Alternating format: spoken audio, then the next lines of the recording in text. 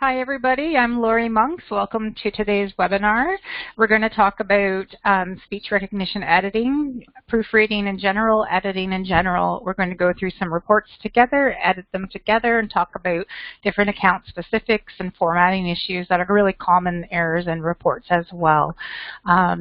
The speech rec with the W is just a play on speech recognition. You'll see that a lot. People joke around about how funny some of the reports come through speech rec. I actually prefer speech recognition editing, so it really just depends on the person. But I thought that this was an area that we could go through together. A lot of today is going to be off the cuff, so wish me luck. Here we go. Okay, so some proofreading tips just to get started. First of all, and I'm going to go into these in more detail, first of all, you want to try reading out loud. So if you find you read quickly, reading out loud is going to be a big help. We'll get into that in just a moment. Using a checklist is another method that a lot of people like to use for proofreading. You don't want to guess at words, and you want to make sure that the wording cannot harm anybody. Let me just see here. Okay, reading out loud. So basically with reading out loud, this used to be a big issue for me that I would read too quickly. So if you proofread like you proofread or read a book, just reading straight through, what tends to happen is you read quickly and your brain will put in what it knows should be there and will miss what's on the page right in front of you. So the first step in this would be to just always read out loud. What I recommend you do is read one sentence and stop. When you read it out loud, you should be able to hear, is this sentence complete? Does this sentence make sense? If there's a grammar mistake, like a plural or a tense agreement issue, if you were to say the bruises is instead of the bruises are out loud, usually you can hear that something sounds off. It will slow you down just enough to help you catch more spelling errors. I know if I read really quickly, I tend to skim past errors that might be hard to miss or hard to see. And also, if you sound like Captain Kirk or Christopher Walken when you read that out loud, you may want to check your commas in case you have too many. So sometimes you have to have a lot of commas just because of the structure of the sentence. Other times people are a bit comma crazy, and if you read it, you really do sound very peculiar when you read it out loud. So once you find that you're cutting back on errors with reading one sentence, stop, make sure that one's perfect, follows the specs, everything's good. Read the next sentence out loud and go from there. It sounds like it takes forever. It really doesn't. It's just that when you hear it, you're more apt to catch certain types of mistakes. It's a lot easier to hear when something is off. If it doesn't make sense, if it's not a complete sentence, go back and listen to it again because you might have missed a word, you may have misheard a word, and so on. So that's the first step of this. The next step with this reading out loud is to just then, when you know that you're really cutting back on your mistakes, is just to read silently to yourself like you normally do. But you want to still follow that staccato rhythm. Read one sentence, stop. Read one sentence, stop. So I've gotten to the point where if I read a book, I still just fly through them. But if I'm proofreading, I do it in a different rhythm. And I have found that that has helped me immensely. So you want to do it just silently at a certain point when you feel ready. And then if something feels off, you can't quite figure out what's wrong, often reading it out loud will help the issue pop. So that's something that you can just always do your whole career. Now, when you get into the workforce, time is of the essence. And what can happen is when you get really good at this, you can proofread as you go along. So you've typed one sentence, proofread it next. And you're proofreading as you go because some of the reports that you do can be quite long. So for example, I used to get some brain surgeries and they could be a 45-minute long recording. I would get those because they knew I had a background in craniosacral, so I knew the lingo. I loved doing them, but they were really long reports. And I don't have 45 minutes to read the whole thing again after I've typed it out. So I would proofread as I would go along. Excuse me. And if there was a particularly tough paragraph, I might reread that paragraph or that section before I would move along, but I would do it as I go. If when you get into the workforce and you've been there a few months, because I really wouldn't recommend not proofreading the whole thing again until you're comfortable to do so and you know your accuracy is good enough, but really short reports really only take very little time to quickly check again. But the really long ones, if you can get good enough at this rhythm and really cut back on your errors and find that you're quite accurate, then you can proofread it as you go, and that will save you a lot of time down the road. So here are some examples. If anyone can guess here, the oral cavity and oropharynx was normal. Can anyone tell me what's wrong in that sentence?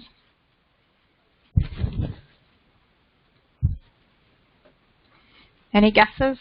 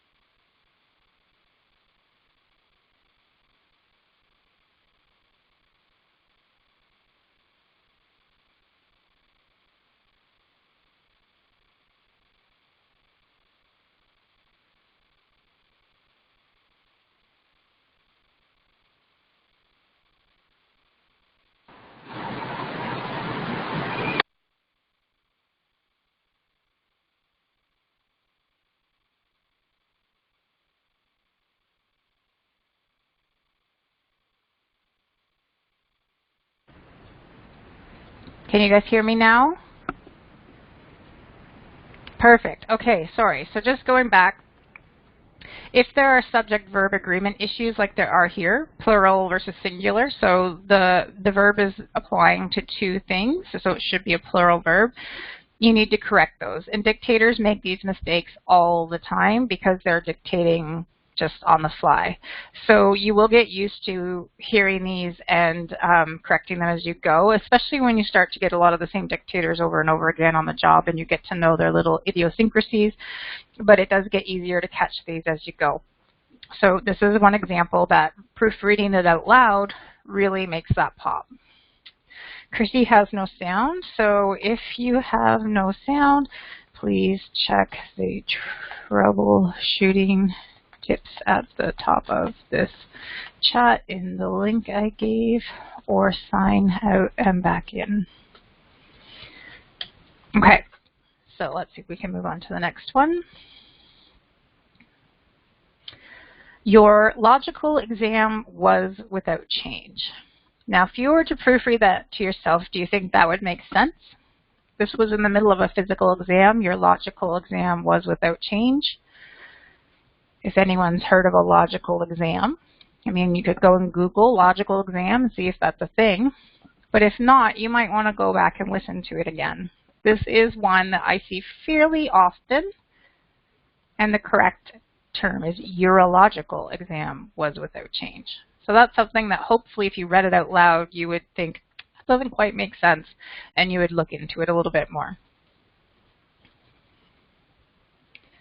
Okay, thyroid is firm without discrete mess. Can anyone tell me what might be wrong with this sentence? If you were to read that aloud. Yep, mess is one. Okay, there's one other issue in this sentence. And this is a very common mistake. Discrete. You've got it, discrete. Thyroid is, so is correct because thyroid is singular and is applying to the thyroid. Firm without discrete mass. Now, discrete, R-E-E-T, basically means you're really polite. So discrete here really means that the edges are, the mass is contained in one very clear area. It's not starting to spread beyond that border. So you want to make sure with these sound-alike words or homonyms that you're using the correct spelling of the word for the context of the sentence. If you look in Appendix C, At the back of the Book of Style, it has a usage glossary that has a list of very common homonyms you might hear in reports, and that's always kind of good to cruise through that every once in a while. Or you can just go to an online dictionary and type in the different spellings and see which one fits the sentence. But I see this quite often, and that's something too, if you're reading quite quickly, you could miss it completely. Okay, so using a checklist. So this is something I often recommend with my practicum students, but this can be used at all times, really. So what it is just a list of what your common errors that you're making are. If you were to go into your last, say, 3 or 4 instructor graded reports and look beyond just word errors, what are the mistakes that you keep repeating? Are they hyphens? Are there certain account specifics errors that you keep making? Are there book of style formatting errors that you keep making? You want to look at the references that they're giving you so you can try to understand better what the rules are. And if you're not sure, call in and talk to an instructor about it. But you want to make notes on these errors, and you can create a checklist that way too, so that if you do one final pass with your proofreading, you can go over your checklist and make sure that you got all of those things correct in your report. So that's a really good way to try to apply feedback. If there are certain account specifics errors that you've made sort of over the whole course rather than just in the few things, and you really want to make sure that those are highlighted. I use this in the practicum because there are new account specifics, but also just to try to make sure that you're not making the same mistake again, and that can apply in any job, any account, anything. Just make sure if you have more than one account that your account specifics for each account are a separate checklist for you, because I know all of my accounts have different account specifics. I don't know if anyone has any other suggestions in terms of checklists, but this would be something on a final pass of proofreading that you would want to do to just double check things. And of course, if anyone has any further suggestions on top of what I'm saying, please feel free to contribute to those. Okay, do not guess. So when you're doing a report, you want to make sure that you're not just guessing at words. I've seen some very interesting terms in there. When you go to do your research, if you're doing a wildcard search, for example, and you think you found the word that they said, you want to double check what the meaning of the word is if it's not something you're super familiar with. So I know in the Filling in the Blanks webinar, an example I gave was arthrosclerosis and atherosclerosis. They sound nearly identical, especially if someone's speed talking and mumbling. But if you go and look them up, atherosclerosis would have to do with plaques in the arteries, and arthrosclerosis would have to do with stiff joints. So they would have very different meanings, and you would want to check to see which one fits the context of your report. You also want to make sure, too, that the meaning is correct for correct drugs, correct allergies, correct medication doses, diagnoses, and so on, because these are the things that if they're correct, they could really hurt someone. So oftentimes I will say to some students, you know, pretend you have a loved one, or pretend this is your medical report. These are permanent health records. A friend of mine has MS, and she found an error in her health records, and it took her near to a year to get that corrected. And in all that time, how many doctors have looked at that wrong information? So this is very critical information. You want to make sure you're not guessing at words. You want to do your research. And again, I can just refer you to the webinar called Filling in the Blanks that has more information on the research aspect and wildcard searches and how to double check that you've got the correct term. If you are not sure, leave a blank. If you have a guess, then you can leave a blank, put a space, and then in parentheses put what your guess is, because it's too important to hazard a guess. So things like hypotensive and hypertensive have completely opposite meanings. You want to really make sure you've got it correct. Okay, so what I've done today is I've created some reports, and I'm going to read them to you, and I've got the speech recognition key for you to look at. So we're going to start with an EMG script here. So This is the report that we're going to edit. I'm just going to read little bits at a time and we're going to go through it together. So, date is April 4th, 2019. Can anyone see anything that might need to be changed at the top? Date is April 4th, 2019. Yep, you've got it. So the account specifics, if we go into them, so I am just going to use Control-F to find what I want. Instead of searching the word date, which I know is in there a lot, I'm going to search the word June because I happen to know that will take me right to the dates. It talks about not using ordinals, and it has examples of different date formatting. So always look, because there's so many different date formats that you can follow. So we want to change, first of all, the date. Now, date is April 4th. So the other thing that's going on here is it's being dictated in sentence form. Date is April 4th, 2019. So let's talk about headings for a minute. Unless it is a diagnosis, impression, or assessment heading, which are required headings even if they're dictated like a sentence, all other headings are based on whether or not a verb applies to that potential heading. That's what I'm going to call it.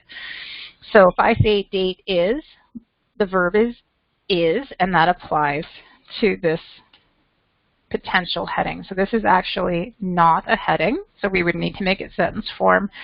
And now that it's sentence form, we need a period. That often gets missed too, so always keep an eye out for that. So date is April 4th, 2019. We now got that following the account specifics. You guys are doing great. Okay, so I'm just going to read this again, and let's just remember not every single sentence has something wrong. Mr. Name is a 36 years old male. He presents today for EMG nerve conduction study of the upper extremities after complaining of numbness in both arms for approximately 1 month's time. So, Mr. Name is a 36 years old male. Okay, Mike is quick on the draw. So the first thing here is a 36 years old male. You will often hear English second language dictators always say the plural on years because that makes sense. English would be really hard to learn, and if there's more than 1 year, they're going to say it plural. But when we create a compound modifier out of an age, you take the plural off. So in this case, 36-year-old is describing the male. It's working as a compound modifier. The other clue is the word a before this. If you said Mr. Name is 36 years old, then it would be written out 36 years old, no hyphens. But a 36-year-old or a 36-year-old male, it is being used as a compound modifier, and you hyphenate it. Okay, so Amanda has gone ahead with the next error. She's correct. So we've got one here, 1 month's time. So in this case, 1 month's time is being used as a possessive. And so then what we need to figure out with 1 month's time, where does the apostrophe go? If this is a possessive, 1 month's time, we need an apostrophe. A lot of people will put it after months, but if you only have 1 month, this is incorrect. You want to do 1 month's time. So the month, the word before the apostrophe is singular to match with 1. If you had 2 months' time, then the apostrophe would go after months to indicate plural. So keep that in mind. If you want more information on that, it is Book of Style 8.2.10, Inanimate Possessives. Now, there's one other issue here. Yep, I see some people have caught it. Good job. Both arm should be both arms. So here we go. It's another plural agreement issue. Good job, everybody. So we need to correct that. Even if I dictated it both arm, you would still need to correct that. So let's see what's next. He has never had whiplash or any other neck injury. He denies any thyroid problems, diabetes. He does complain of tight muscles in the neck and shoulders. Has anyone got any issues with any of that? He has never had whiplash or any other neck injury. He denies any thyroid problems, diabetes. He does complain of tight muscles in the neck and shoulders. Okay, so sentence structure, you're probably talking about this. Now, because of verbatim rules in our account specifics, we can't add or. So this is really just an added, it's a list. He just hasn't said or. So it's okay as it is with just the comma in between. So that's fine. So actually the rest of that paragraph is fine. So the next paragraph, we performed EMG nerve conduction studies of the upper extremities. Bilateral, median, radial, and ulnar nerve action potentials and muscle action potentials were within normal limits. Does that look okay? Good, you're quiet. That's a good sign. It is perfectly fine. That paragraph is fine. Okay. Assessment is number 1, no acute muscle myopathy, radiculopathy, or peripheral neuropathy, bilateral upper extremities. Assessment is number 1, no acute muscle myopathy, radiculopathy, or peripheral neuropathy, bilateral upper extremities. Okay, so first off, yes, assessment is a required heading. So even though the verb was dictated, we need to make this a heading. So there we go. Now, you guys are quick. Remove the number 1, Lynn says, and she's correct. There is an account specifics rule about if a diagnosis, assessment, or impression just has one item in the list, that you do not create a numbered list. Actually, that is true of all numbered lists. If there's just one thing, don't number it. But we're going to follow the account specifics rules for diagnosis, assessment, and impression. Is there anything else there? I know I'm being tricky. I'm going to ask you whether there is or not. I'm mean. Impression, yep, no acute. You've got it. Whoops. As soon as people are watching me. Assess is number 1, no acute muscle myopathy. Okay, so we've got the no added. That would have been a critical. Now, I said muscle myopathy. That is actually a recast. I have just corrected myself from muscle to myopathy, so we need to take that out. Okay? So that is actually it for that particular spot. All right, so plan. I wrote the patient a referral for registered massage therapy and physiotherapy in order to decrease the muscle hypertonicity in the neck and shoulders. Anything there? Plan, I wrote the patient a referral for registered massage therapy and physiotherapy in order to decrease the muscle hypertonicity in the neck and upper shoulders. Okay. That is correct. Now, hypo versus hyper, if you weren't sure, the fact that we mentioned that the muscles were tight means they're hypertonic. They have increased tone. So if you weren't sure, that would have been a clue for you that that is actually hyper. Hypo would mean they're lacking tone. So they would be like soft and mushy to the touch, I suppose you could say. Okay, so let's go on to the rest. It is likely that muscle tightness is contributing to his symptoms. His traps, scalenes, and SCMs are particularly tight. It is likely that muscle tightness is contributing to his symptoms. His traps, scalenes, and SCMs are particularly tight.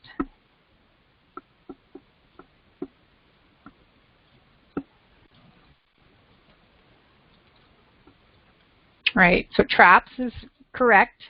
You are allowed to have short or brief forms of words, so you don't need to expand traps to the plural form of trapezius, which is trapezii. So traps is perfectly fine, and you should change it to what was dictated to follow the account specifics.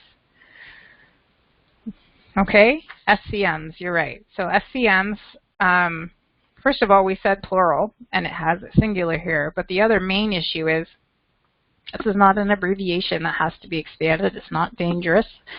It is not a disease in the diagnosis, assessment, impression section, which is in the account specifics. So SCM should just be changed back to what they were dictated as. So let's just double check. It is likely that muscle tightness is contributing to his symptoms. His traps, scalenes, and SCMs are particularly tight. Good? All right, so that one's perfect now. Good job, you guys did really well. I'm just going to close this one. Okay, so next, let me get out my next ones here. Get this paper clip off. We want to do the exam. So this is just the exam. I figured there was enough in here so that we didn't need the full report. Okay, I'm just going to do 1 or 2 sentences at a time. Physical exam. Mr. Name is a well-developed male. He is oriented in all 3 spheres. Does that seem okay? Physical exam. Mr. Name is a well-developed male. He is oriented in all 3 spheres. Okay, you guys are right. That part's correct. Vitals are 120 over 85 millimeters of mercury, 1872, 98.2.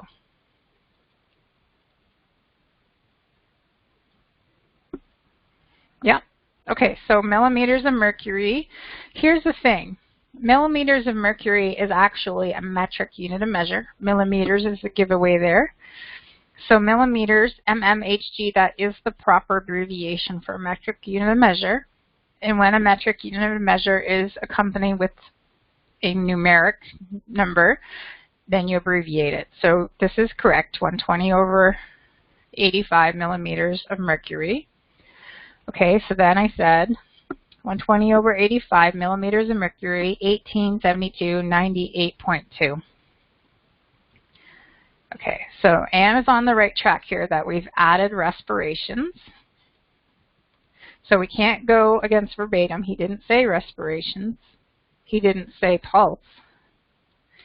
Nor did he say this, temperature. It is very tempting to want to add in what each of those vitals is for, but medical professionals are going to know by the normal range of measurements for vitals which is which. So you do not add them if they are not dictated. Okay, so next sentence. Weighs 185.5 pounds. BP was 130 over 90 last visit. Weighs 185.5 pounds. BP was 130 over 90 last minute. Okay, so you guys are good. You've got the pounds. So non-metric unit of measure, they are not abbreviated ever. Metric units of measure, yes. I won't say ever. You would abbreviate a non-metric unit of measure if you're doing a table and it didn't fit. I have never done a table in a report, but Shelley, I remember, told me that she has done them before, so you never know. Okay, what else could be wrong there with weighs 180.5 pounds? There is one other issue there, right in here.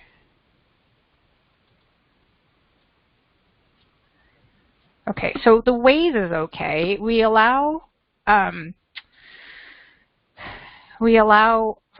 fragment sentences. So if they didn't say he weighs, you don't need to add he. Weighs is okay. 185. Yep, someone's got it there. 185.5. When it comes to non-metric units of measure, you need to use fractions. So if they dictate this, you write it as a fraction. Remember to join your whole number to your fraction with a hyphen. So that's correct. Now weighs 185.5 pounds. We do not have to put and in there, because if you think, how would you read that? You would always say and a half. You don't need to put and in, you just write it as the whole number with the fraction. Okay, so the next sentence, which I think some people moved on to, BP was 130 over 90 last visit.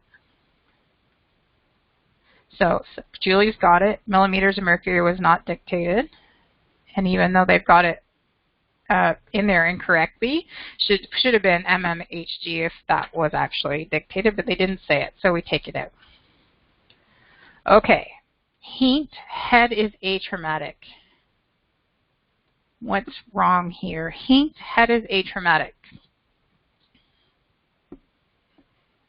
Stacked. Good job. Okay, so when your physical exam contains even one subheading, you need to stack it. So basically what happens is, I'm sorry, now I've got the hiccups. This always happens to me. Basically, you're going to have to go back to anything that hadn't been stacked yet and stack it. So you usually have one line for what I call general information. So well-developed male, oriented, pleasant, in no acute distress. Those sorts of things would be considered general. Vital signs, weight, BMI, and height, if whatever those are dictated. So vitals, weight, BMI, height, they would go on one line together. Okay, so now we're down to where our heading was. Okay, so eyes are perla, septum is midline, nares are patent. Hint, head is atraumatic, eyes are perla, septum is midline, nares are patent. Okay, so perla is actually okay. Pupils equal, round, reactive to light, and accommodation. So that is just how I dictated it. So that's okay. Sputum, you've got it. So again, reading it out loud helps, even if I messed it up when I read it. Okay, that's all good so far, I believe. Let me just double check stuff here. Okay, let's go on from there. Nares are patent, no redness. Oral pharynx shows very slight erythema. Nares are patent, no redness. Oral pharynx shows very slight erythema. Okay, so R needs to be added. Nares are patent, that's right. So very much like your heading, subheadings follow the same kind of rule. If no verb is dictated to apply to your potential subheading, which would be nares, then it's a subheading. But if a verb is dictated that applies to your potential subheading, or nares, then it is a sentence. So nares are patent. There we go. Oropharynx shows very slight erythema. Good job. You guys have got it. Oral pharynx and oropharynx, that's a difference in how we write it. So with a lot of those words where they're joined together, temporoparietal, for example, oropharynx, listen for the O. The O should be fairly clear. Okay, so let's just see. I'm just double checking things. Okay, so then neck is supple, no thyromegaly, no JVD. Neck should be in a new line. Great. Okay, so just to go back, what I see a lot when there's a hint subheading is I will still see eyes on a new line, nose on a new line, etc. If they had a subheading that encompasses all of those things, or say they had started that with a sentence, head, eyes, ears, nose, and throat, blah, blah, blah, blah, that would all go on the same line. Anything that's part of hint would go on the same line. If they had said ENT, then anything eyes, ears, ear, nose, throat would go on that line. But if anything to do with the head or eyes would go on new lines after. So although you still have to go in the order it's dictated, but just watch. If there's one big general subheading or an introductory sentence to those, they would all go together on that line. Now, yes, they do come down onto new lines because it goes over, but we haven't started a new section. Okay, neck is supple, no thyromegaly, no JVD, normal range of motion. Okay, this one is just more of a comment. This is not necessary, but I just want to point something out. You will notice in the keys that in most cases you will see what is found and what wasn't found separated. So you would see them in different sentences to make it more clear as to what is positive and what is a negative finding. If the word no is repeated each time, you can go a list, but in my opinion, this is just a stylistic choice. To me, if no is repeated, I'm going to start a new sentence for it. If it said no thyromegaly, JVD, then I would comma between, but because no is repeated, I'm just going to start a new sentence. That is my stylistic choice. that is an acceptable variation, but you will notice that most of them have positive findings and negative findings if they're dictated in that order in separate sentences, so it's clear. Okay, so normal range of motion, heart, regular rate and rhythm, no murmurs, gallops, or rubs. Heart on a new line, good. Heart, regular rate and rhythm, no murmurs, gallops, or rubs. Rate and rhythm, yeah. So, because and is dictated, I have to put it in there. Let's see here. No murmurs, gallops, or rubs. That looks fine. Okay, the first and second heart sounds were normal. The first and second heart sounds were normal. Okay, so this is something where I've seen that people, S1, S2, do represent the first and second heart sounds, but it's not verbatim. So I would need to change this to first and second heart sounds were normal. Because the account specifics talk about using ordinals, numeric ordinals, first, second, third, use numbers. That's why I've written them that way. Okay, first and second heart sounds were normal. Good. Okay. Chest is clear, extremities, good pulses, no edema. So chest on new line, good. Chest is clear, extremities, good pulses, no edema. Good. Is, not, was. So let's talk about this for a second. Now, if he had said was, everything else, if you'd had the exam where everything was present tense all the way through, and then I said one past tense, but it was very clear that the whole exam was done all at the same time, not some of it done this morning and some of it done now, you can change the tense so that they're all the same. But we'll accept that. But if you're changing back and forth in tenses throughout the exam, which they often do, that is acceptable so long as your account specifics allow, and ours do. I did have one company that I worked for, one account for that company, wanted all of the tenses to be changed to whatever the very first one was in that, so long as it was clear that the exam was done at the same time. So it's going to depend on where you work and what account you have. But in ours, we allow, as long as there's tense agreement in each sentence, then it can be verbatim. So that's fine. Extremities, good pulses, no edema. Extremities on the new line, good job. Good pulses, no edema. So again, we've got our positive findings and our negative findings in separate sentences, which again, it's not required, but it's just more clear. You guys jumping ahead. Cranial nerves on a new line, good. Okay, cranial nerves 2 through 12 are grossly intact, normal gait and station. Okay, 2 through 12, good. So now, you can use the hyphen if I said 2 to 12. Because I said through, you have to write out through. And you can use Arabic or Roman numbers for the cranial nerves. That's perfectly fine, so it's okay as it is. Gait is gait. You've got it, gait and station. So gait is how you walk. And station, your station is how you stand, your posture, how you're standing. So gait and station often go together in a neurological exam. Okay, pulmonary functions tests were normal, including FEV1, FVC, and lung capacity. Okay, so one person said new line. Does anyone feel like that should perhaps be a new paragraph? Yeah, shouldn't it be separate? Yeah. So now we've gone into diagnostic test. If the pulmonary function test was dictated way up here with lung information, you could put it in there.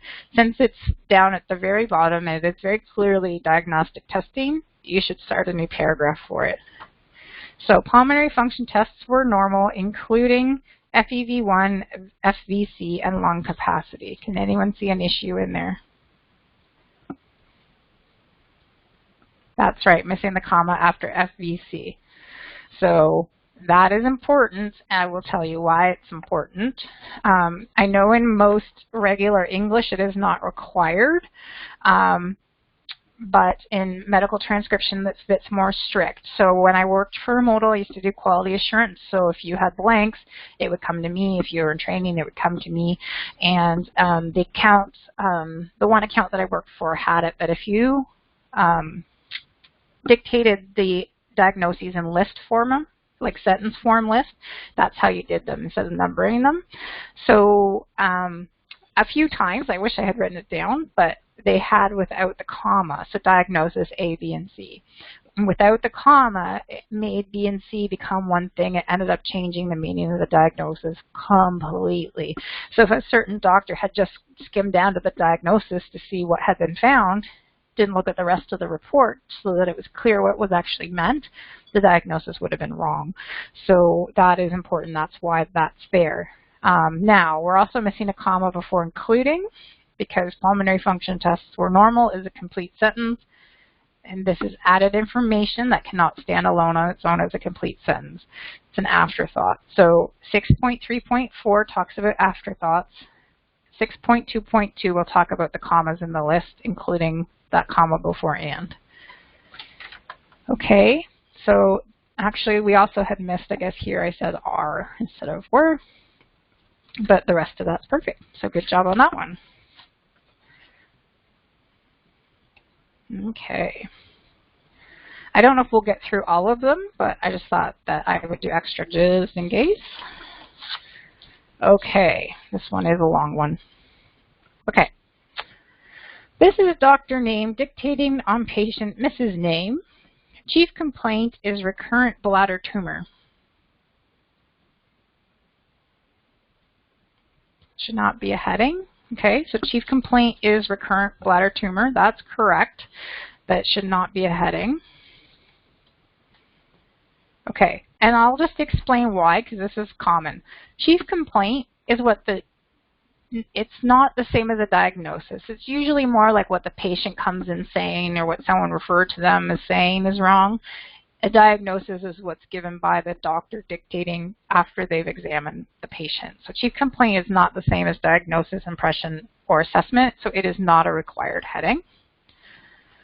Okay, and we've got Amanda saying should not be, and we don't need the first sentence, and that's right. So this is just an introductory statement. Most dictators start off by saying who they are, who the patient is, oftentimes what kind of report it's going to be. That is really more for the working MT to get things set up. We don't need that, so we're going to take that right out. Okay, HPI, this is an 82 years old female patient. Okay, so HPI, we do accept abbreviations in the headings as per the account specifics, so that should be changed. This is at 82 years old. I see someone has caught that this should be changed. What else is wrong there? This is an 82 years old patient. Let's not jump ahead quite yet. We're still right here. What's wrong? There's something else wrong here. This is 82 years old. And there we go. A should be an. So if you were reading this, you have the word a. If the word following starts with a vowel sound, you need to change a to an. So 82 starts with a vowel sound. You need to change a to an. That's a very common error that I see. Okay, on June 6th, a follow-up cystoscopy was done for transitional cell carcinomas of the bladder neck in a 3-centimeter area. Okay, so we had some people tell me to take the TH off of this, and that's correct. That doesn't follow the specs. On June 6th, a follow-up cystoscopy was done. Right, so I'm just saying So, and again, it doesn't really make grammatical sense to say on a June 6th. Okay, so that's good. Follow-up, you've got it. A follow-up cystoscopy. There's two ways that this could be done. This is acting as an adjective. So you can accept it as either one word or you can accept it as hyphenated. Both of these are correct. Follow-up cystoscopy or follow-up cystoscopy.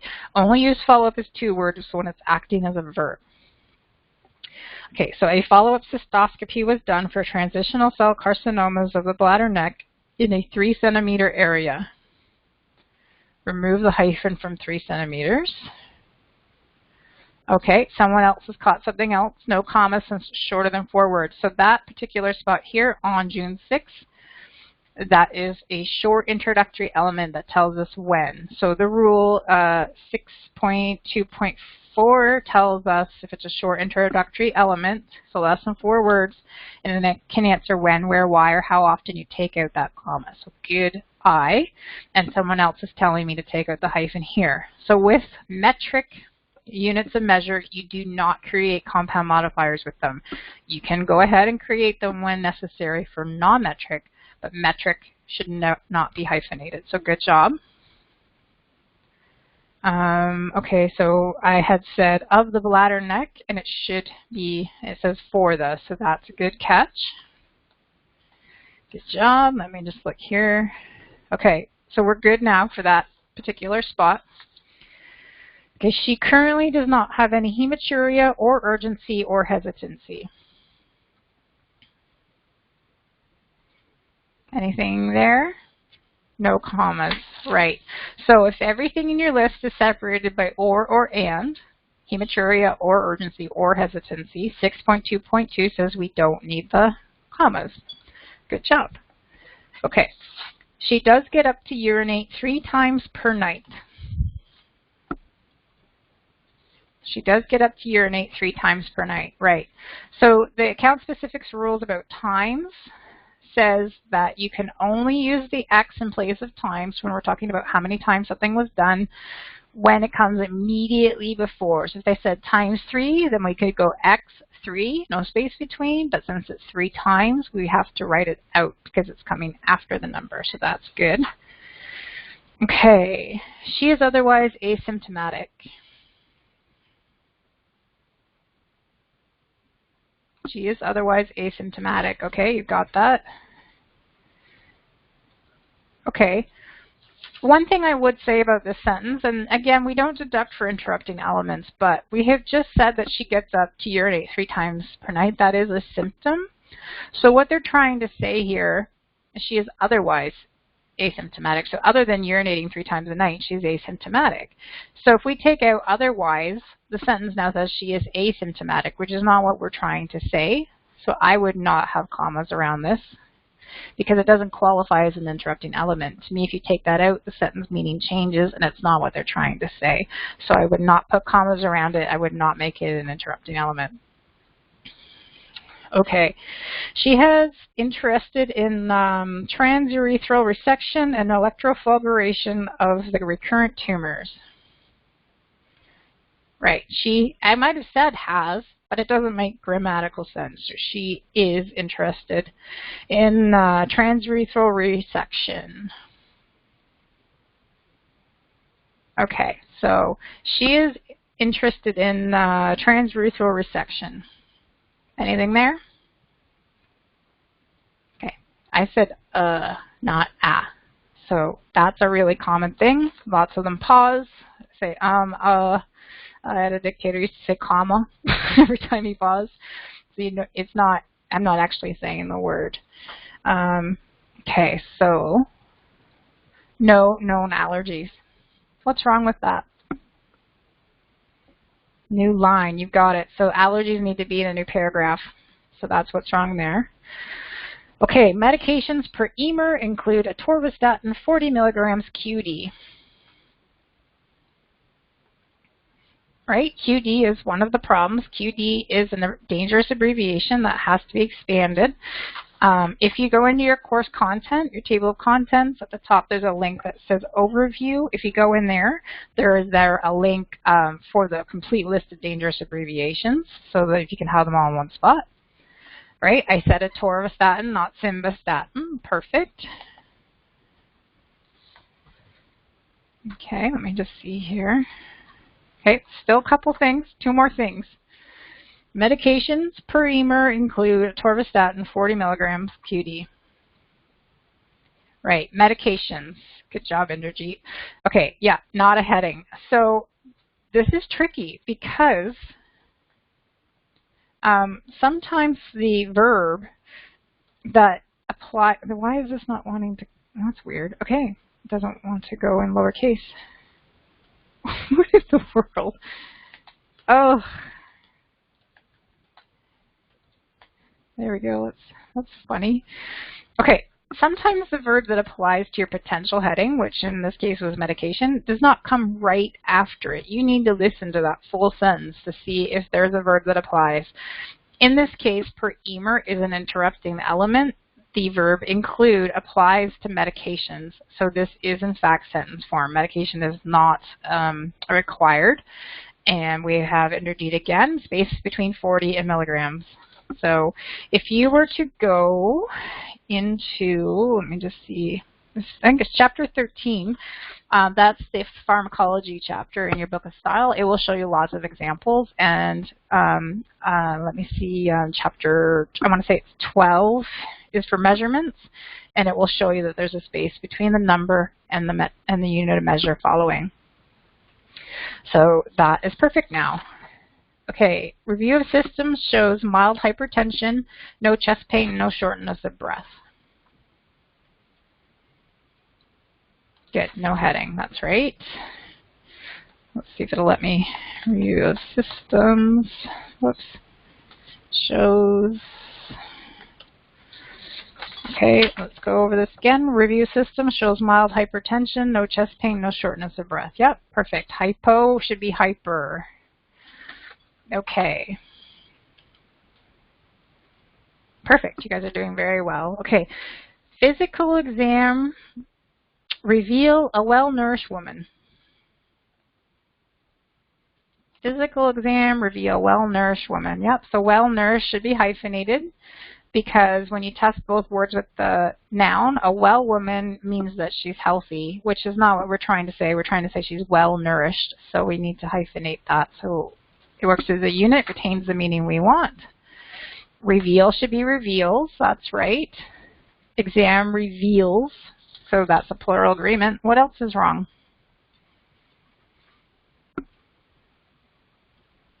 Sentence, not heading, that's right.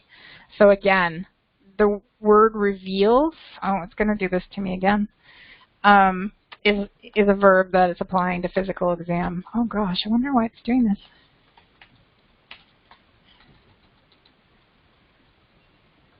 I spelled that wrong. Okay, so that sentence is fine now. She is pleasant, oriented, and in no acute distress. She is pleasant, oriented, and in no acute distress. Comma missing, yep. So we've got a list of things, but they're not all separated by and or, so we need that. ENT was normal, lungs sound clear. ENT was normal, lungs sound clear. ENT, you've got it. It's not always H-E-E-N-T. Was normal, lungs sound clear. Heart had regular rhythm. Heart had regular rhythm. Okay, so let's not make new lines yet. Let's just make sure that everything is in fact subheadings or not. We want to make sure. Okay, so let's see here. Lungs sound clear, heart had regular rhythm. It says irregular. Watch that. Irregular and regular sound a whole lot alike when they talk very quickly. Okay, abdomen, normal bowel sound, soft, non-tender. Okay, so abdomen, normal bowel sound, soft, non-tender, right. Abdomen, a new line. So as someone was saying above, we now have a stacked exam. So ENT needs to go on a new line. Lungs need a new line. Heart needs a new line. Everything up here is considered general information. Okay, so what else might you change about that? Abdomen, normal bowel sound, soft, non-tender. This is stylistic, but just to be clear, normal bowel sound, soft, non-tender. It could be mistaken that the bowel sounds are soft and non-tender, so you might want to, this again, stylistic choice, but you might want to start a new sentence to make it clear that soft, non-tender is the abdomen, not the bowel sounds. So again, that is just an acceptable variation, but in my opinion, it's more clear. So I'm not saying you have to, I'm just saying, just watch it for things that could be misunderstood. Please send a carbon copy of this to Dr. Name at Name Hospital. My impression today is recurrent bladder tumors asking for TUR. Please send a carbon copy of this to Dr. Name at Name Hospital. Anything there? Let's just remember, yep, that is just a piece of information for the MT that does not go into the report body. That's just something you would do on the side. You've got it. My impression today is recurrent bladder tumors asking for TUR. So someone did say impression heading, yep. So even though they've said it as a sentence, it is a required heading, but I don't want to recast that because it would really go against verbatim. I would have to really butcher what he was saying to be able to recast that. So since he said impression, it's clear that that is the improper heading. If he had said my diagnosis, I would make that diagnosis the heading. So I'm going to add the heading and leave the sentence as it is below. Okay, the patient, oh, TUR, someone I know caught that. I said TUR and it has been expanded, so it should not be. The patient will undergo a CBC and EKG prior to surgery. My staff will contact her with dates for EKG and surgery. Right, CBC, not CDC. It does sound a lot alike. Okay, 1 second here. My staff will contact her with dates for EKG and surgery. That's right. That is a her. It's a female patient. Watch out for that because they will sometimes say the wrong pronoun. Contact, not contract. Good. Okay. Sincerely, end of dictation. All right. Take out end of dictation. Okay. Now here's the other thing. They said sincerely, so we know this is meant to be a letter. Did they say dear doctor at the top? No. So we have to add that. They said sincerely, so we know that it is a letter. He didn't make it clear as to whether or not this was going to a doctor or not, but anyways, there we go. So we have to add that. So that one's perfect. So we won't have time to do my last one, but that's perfect. You guys did very, very well. I'm really pleased. Just to go back to my PowerPoint here, I had some blooper examples. We can go through some of these really quickly. Let's see here. Denies lipid drug use. Should have been denied illicit drug use. If you say lipid drug use out loud, hopefully you will realize that that was a blooper. Anemia due to a cold, GI bleeding. Should be occult GI bleeding. So again, think about context. Does this make sense when you're reading it? He has new problems with eagle continence. Does eagle continence make sense? Probably not. You're going to want to go back and listen to that again. He has new problems with fecal incontinence. Past medical compressor of a history is significant for hernia repair. Past medical and past surgical history is significant for hernia repair. The patient has recharge again. The patient has returned again. There is no in lesions. There are no skin lesions. These are all examples of things I have seen in reports a long time ago. I went way back to get these, but they were put through. They were missed when proofreading, and I know if those people had read it out loud, they would have likely gone, oh, I don't know if that really makes sense. So that's why it's so important to just really proofread very carefully, check for count specifics, check for book of style rules. If you are making the same mistakes over and over, make yourself a checklist, call an instructor to go over those particular issues with you so that you can be as clear as you can. I know myself, I waited far too long to call in when I took the course because I am actually quite shy. And I wish that I had done it sooner because I could have cleared up certain things. So that's, maybe I'll just show you these ones quickly because we just have a minute. The patient parents are fully aware discharge instructions. So first of all, that's really not a very complete sentence. So we think we probably missed something. And we have a possessive. The patient's parents are fully aware of all discharge instructions. A 64-odd female complained of chest pain. Should have been a 54-year-old female complaining of chest pain. Certain numbers sound a lot of like, so you might want to slow them down to try to hear if you can hear the S from 60 or F from 50. He will be placed on ramipril 50 milligrams. Should have been he will be placed on ramipril, no cap, 15 milligrams. So you can always go and check what the typical dose of a drug is, what dosages it's made in to double check. Physical exam revealed a contusion to the left cheekbone. We know revealed is a verb, applies to physical exam, so that should have been sentence form. You guys were really quick on picking up on things. I am so pleased. It makes me really proud to know how well you guys are doing. I hope I have given you some new information. I hope everybody has a great day. Thanks so much for coming.